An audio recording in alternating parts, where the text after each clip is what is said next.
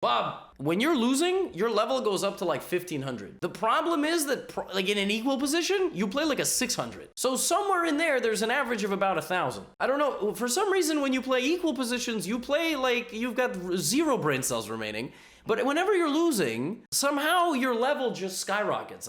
You don't need to raise your ceiling. You need to raise your floor. So what you need is you need to make sure you lose nothing in this square. Bob, moving forward, this square, I want you to have a constant eye on, because this is where you lose all your pieces. Literally all of them. Right here, every time you submit a game, in the first 10 or 15 moves, in this square, you lose at least a couple of pieces.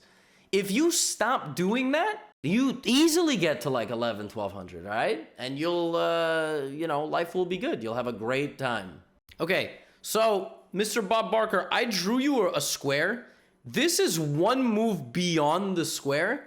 Remember I drew you a square to pay attention to early on?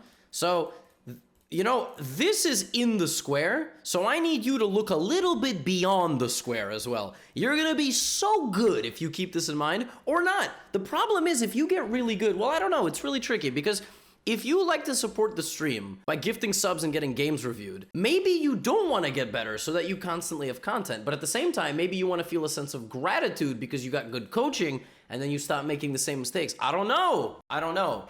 Yeah, you know what? Maybe that's a good strat. Rather than this 4x4, maybe what you have to do is you have to just pay attention to the squares on this entire square, all right? Maybe that's actually the secret to improving. Maybe what you got to do is pay attention to the entire board. But let's start with 4x4.